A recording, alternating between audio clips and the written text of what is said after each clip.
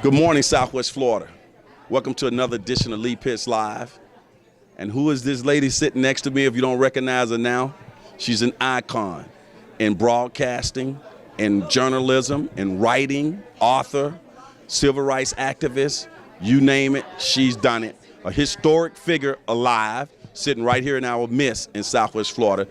She's going to be the keynote speaker today for the Delta Sigma Theta's Hatitude, in which, of course, Lee Pitts Live is a media sponsor. Her name is Charlayne Hunter Gault. Did I get that right? That's a long. Tell us about the hyphen. Well, I'm Hunter. That's my family name. Right. And people in Florida would know Hunter because my grandfather was a presiding elder of the African Methodist Episcopal Church and traveled all over the state. Okay. And Gault is my married name. That's right. And I don't give up anything. Now, I know this is your first time on television. Just kidding, folks. This is one of the cool things about this job. I get to meet legends on my way up.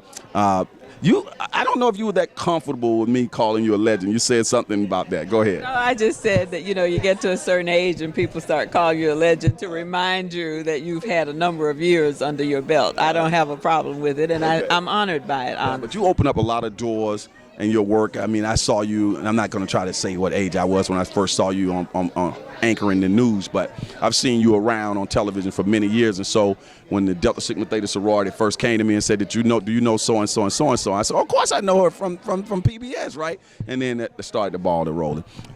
Tell us in a nutshell some of the highlights that you've had as a journalist. Well, we just made a joke about me being a legend. That would take a very long time because I've been involved in magazines and newspapers and television and radio.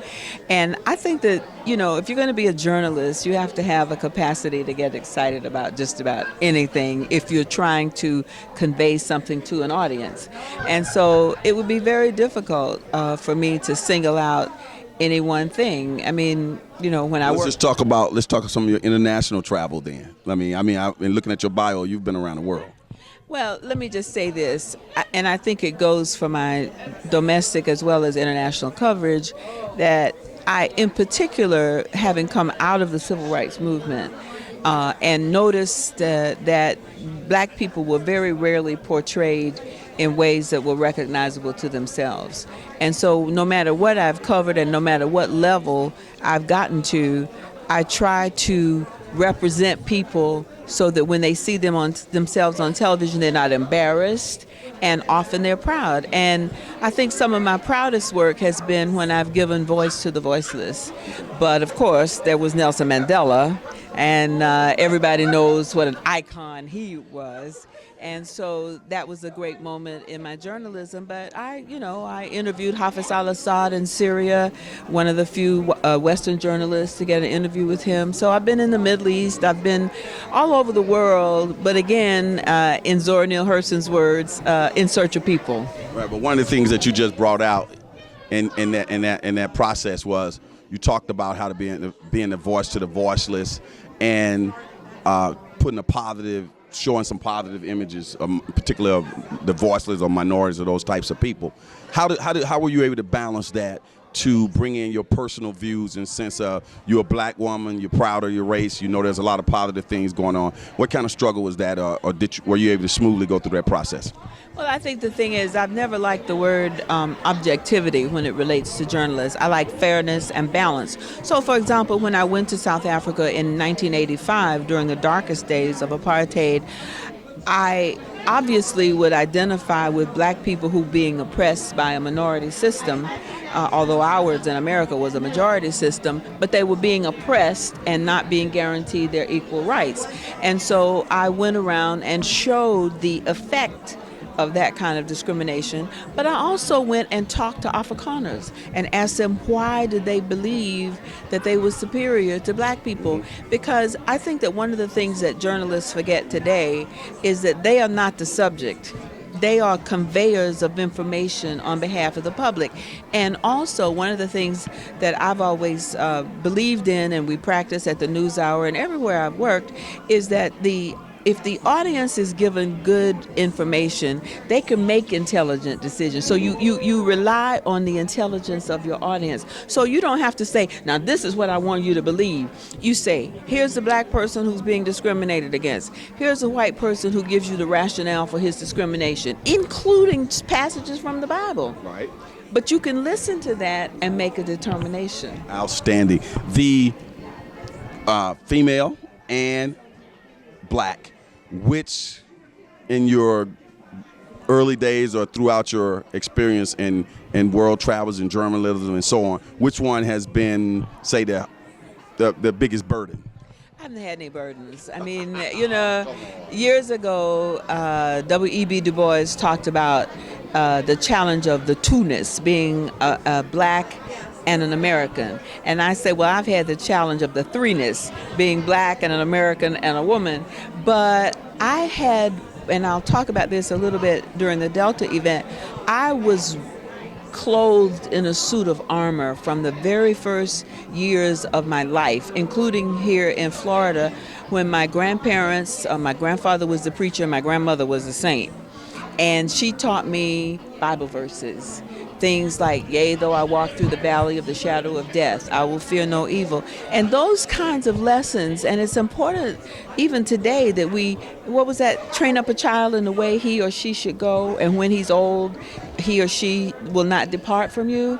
I wore a suit of armor that was crafted out of the values of my parents and grandparents and my community, because when I was growing up during segregation, I don't want to go back to those days on one level, but that old African expression, it takes a village to raise a child, my village helped to create the armor. So it might sound a little strange to you, but I was in the the first Ebola coverage. Really?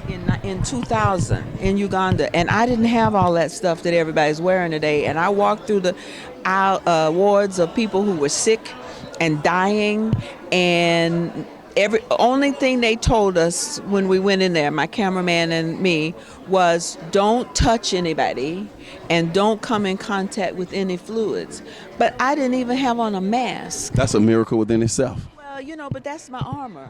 And you take on challenges with faith. And I don't think that's a concept that is immune in the journalistic world.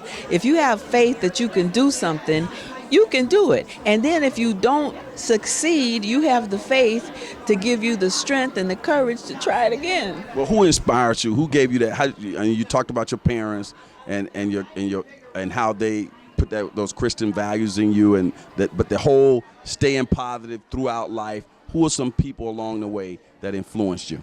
Well, I think that just about everybody in my village, my family, my teachers, the ministers in our church. And then I think that, there were people like the men in Atlanta, the Atlanta Committee for Cooperative Action.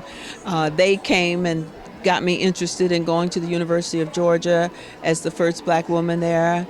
A lot of people who are nameless, who were inspiration to me, like the young people in the Atlanta Civil Rights Movement, who were putting their bodies on the line every day for freedom and justice and equality, as they would say. And, there were people all along the way who were very supportive. And the Deltas, for example, when I was at Wayne State University in Detroit waiting for the judge to rule on whether we could get into the University of Georgia, the biggest supporters I had were my sorors. Mm-hmm.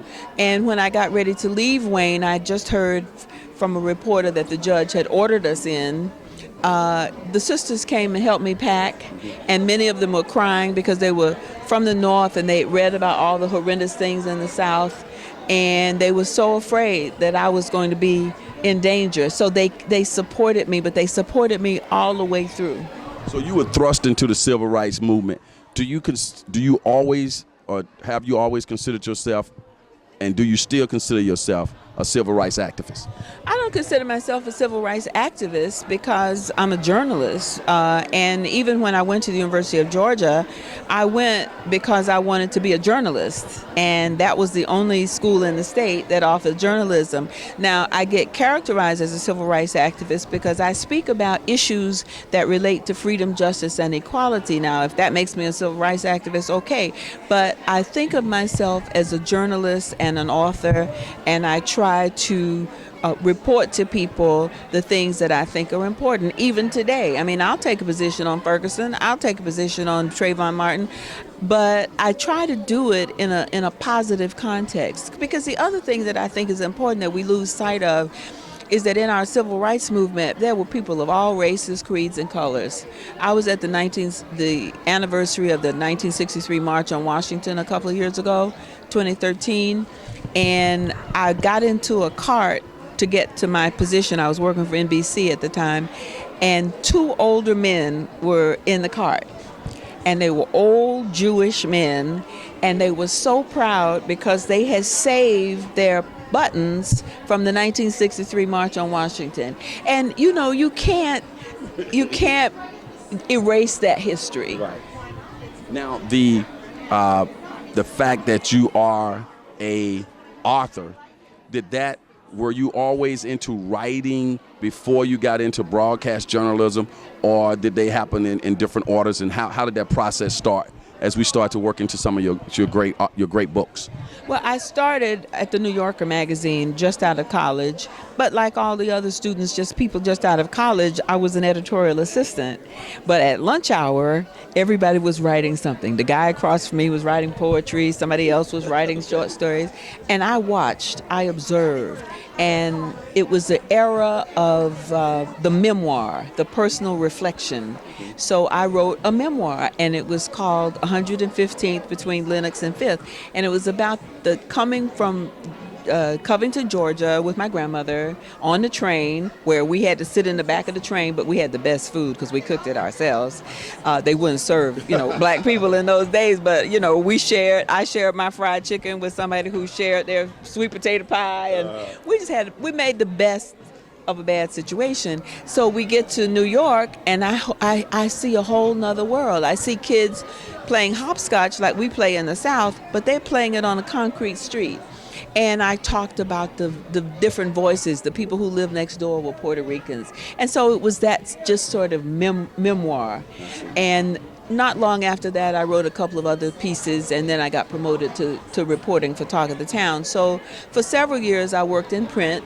Then I went to local television in D.C. What year are we talking about, roughly? In NBC, I went the year Martin Luther King was murdered, because I was in graduate school, but I said, I got to get back in the street. It's too much going on. So I went to television, then I left television, went to the New York Times, and then I left the Times and went to PBS. So when you were in New York, the reason I was asking that is because I was wondering if you may, at that point, come across some of those iconic New York type people like Jane Baldwin or Malcolm X. Were they still where they were at that time? Well, Baldwin was a little bit later, and one of the stories I wrote for the New Yorker was about the corner, and it was 125th Street and Lenox Avenue, 125th and 7th. And they used to have, going all the way back to Marcus Garvey, they would stand on the ladders and declaim from the ladders about freedom and justice and going back to Africa and whatever. And Malcolm used to be out. All those different people, and some of us, we may remember from seeing that in Spike Lee's movie, Malcolm X. He sort of portrayed that a little bit with Al Sharpton was in that movie, and some of those were standing on the ladders as well. That was a great depiction of what happened. So they were all trying to get your attention, get their viewpoints across, and different religions, or they all the same thing about forward progress of black people. Well, what you have to realize is that there wasn't a lot of representation of black people in the media in those days. And so that was one way of communicating. And just up the street was a great bookstore. It's not there anymore, but it was a bookstore run by a little Jamaican guy. And it had hundreds of books by and about black people. So he would have salons, and writers and artists would come there. And he was this little tiny guy, and he spoke in couplets. And this was the early 60s, mid 60s. And he talked in couplets, and he'd say, "The white man's dream of being supreme is turned to sour cream." Right, all the rhyming and things of that nature. The book, your most recent book, I think, no, it's one more recent. What was that name of that book? To the Mountaintop. Okay, To the Mountaintop. Tell us what you try to accomplish in that book and how is it being received by the public and how people can get a copy of that book. Okay. Well, I wrote To the Mountaintop because there are studies that show, I mean, real studies that show that our civil rights movement is not being taught in our schools. And when I talk about my suit of armor, one of the things that comes through... Hold on a second before you go farther on that. When you say there are studies that show that, but did it take studies for a person like yourself, a person like myself, to know that on prima facie that's the case? No, I knew that because I travel around to colleges and universities, particularly in February and March during Black History Month and Women's History Month. And you ask, how many of you all have ever heard of Martin Luther King? Everybody raised their hand. How many of you heard of Rosa Parks? Most raise their hands. How many of you heard of Diane Nash? And then I go on through a series of young people who are their same age they have no idea about. And so I thought, I wrote a book many years ago called In My Place, which is still available, I guess. That was about me and my journey. But I wanted to write a book about the whole civil rights journey because young people in America changed the face of this country, not just of the South. But when they ended Jim Crow, they changed the face of America before the world.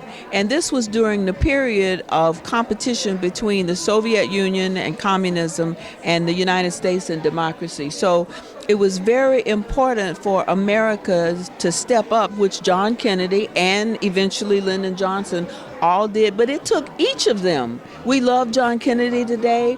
We appreciate Lyndon Johnson for all he did for black people, but it was the movement that pushed them into those positions, because when those young people on the Freedom Rides were bombed in a bus, that was one of the first pictures that went around the world and alerted people that we've got something going on here. And American political leaders at the time, not many blacks, because of the no voting rights at that point, but American political leaders who were in this competition with the Soviet Union saw this as a blur on our democracy. And that's when they began to move to change things. But it was young people who did that. Right. And I think when we watch, not that we want to rely on movies, but when we see movies like The Butler and we see movies like Selma that came out, and I was telling some friends of mine, I said, a lot of those are teenagers that we see there, marching and walking. What does that do in terms of imagery, in terms of the new generation seeing those types of images? Well, what I'm hoping is that there are enough adults like yourself who will say that as good as Selma is, and as good as The Butler was, and as good as 12 Years a Slave was, and all those are movies. And we need to see those movies, but we need to go beyond those movies to look at the path of history in this country, because I'm so happy that Ms. Smith did Selma. I understand that there were young people here in Florida who marched to the theater to see Selma, and somebody had... It was a big to-do. Yes, and it was a great to-do, and I want to go to their schools and talk to them about my book, because there's more to the civil rights movement than Selma, although Selma has been marked and celebrated. But there was a wonderful quote from an old woman who had been in the Selma March. She's a legend, Amelia Boynton. Right. Just now she said, everybody's talking about they stand on the shoulders of giants. They need to get off those shoulders and do something. Well, I tell you, were so much fun. I want to hit a couple of things before I let you go. The process of right now, thousands, close to 1 million people are seeing you right now. And I know they're going to be blowing my phone up and emailing me on how can they get you to come speak at their school, speak at the universities and so on. Is there a clearinghouse? Is there a website that people can go to get in touch with you? Well, I don't have a website myself. I do selfies and Facebook. I do selfies, Twitter, and Facebook. Okay. But I have a lecture agent, the American Program Bureau, which is online, and they can contact you, and you can tell them. Okay, start right there and work. Want to come to their school and talk about our history. I know. Now the passion that you have, I'm trying, even as I'm sitting here, to say, look, it seems that you are really passionate about that writing because it gives you a time to collect your thoughts, lay things out in a nice way, and you can get the story told. Am I correct on that, or is just as equal to you as broadcasting? Well, I've been involved in every medium that exists out there for communication. I even tweet. People are surprised about that. But, each one is different. Radio, you have to be incredibly creative because you have to paint the picture that your camera shows you on television. Writing books requires a certain discipline. My first book I wrote in 6 weeks because I was working for the NewsHour then, and I had just scored a great coup with a half-hour interview with Nelson Mandela. So I said, okay, I want to take advantage of this. Can I take time off now and write my book? So I came back from South Africa. My editor, Jim Lara, said, okay, we'll give you time off, but I think there was a political campaign going on. He said, we may need you to come off that. So one time they call me, but the rest of the time I get up at 6 o'clock in the morning, write for an hour, feed my children and my husband, send them off to their work and school, and then come back and write till they got home at night. That takes a lot of commitment. That sounds like work. It's discipline. It's discipline. That's what you need, discipline. You're here at Attitude. You're a proud member of Delta Sigma Theta sorority. How did we, the people in Southwest Florida, the Deltas in Collier County, were they able to land the big fish like you to come down here and speak? I think you got a friend here. No, I'm just another Delta. And Thelma Johnson, who's a very dear friend. I have maintained my friendships over the generations. There's some people I've lost track of, but Thelma and her husband, Alvin, have a place on Martha's Vineyard where I am half of the year. We moved from South Africa in 2012. We were there 16 years. And so when the sister calls, the sister answers. Okay, it's just that simple. You'll be happy to know that I spoke at the University of Soweto. I've been throughout South Africa, and you don't know my background, but I actually taught swimming in Gugulata down in South Africa some years ago, and traveled through Cape Town and Robben Island, all the touristy stuff, but I went down in the townships, and I spent a lot of time there in Joburg and so on. Just a little information I'm sharing with the people. Well, you need to go back. Now, what are you going to try to get across today? I keep saying tonight because we do a lot of night stuff in your presentation on at Attitude. Well, they asked me to talk about the book, and so what I'm really going to talk about is a few excerpts from the book, but also the armor that I think our values provide for us. And these are values that are timeless, and they are transcendent, and they have their root in faith. And I don't mean faith, you don't have to be a Christian to have faith. Edward Teller, the scientist, says when you come to the end of all light that you know, and you are about to step off into the darkness, faith will tell you that one of two things can happen. You will either find something solid to stand on, or you will be taught how to fly. So I'm going to talk about faith. Okay. Well, I tell you, it's been a pleasure having you here on Lee Pitts Live, and you represent the motto of our show at the highest level. Looking forward to letting you get out here and mingle with a lot of the people who are looking forward to seeing you. I know you don't come off like a big deal, but it's a big deal for us to have you here in Southwest Florida, and we want to thank you for coming down. Okay? I thank you for having me. Okay. So as the saying goes on this particular show, for those who say it can't be done, they are usually interrupted by those who are doing it, like this lovely lady who's changing the world as we speak. We'll be right back on Lee Pitts Live. Thank you. Thank you very much. Nice of you to do that. Nice of you to give me the honor. Well, okay? Thanks. We're going to do some red carpet stuff. Oh, right. Good. People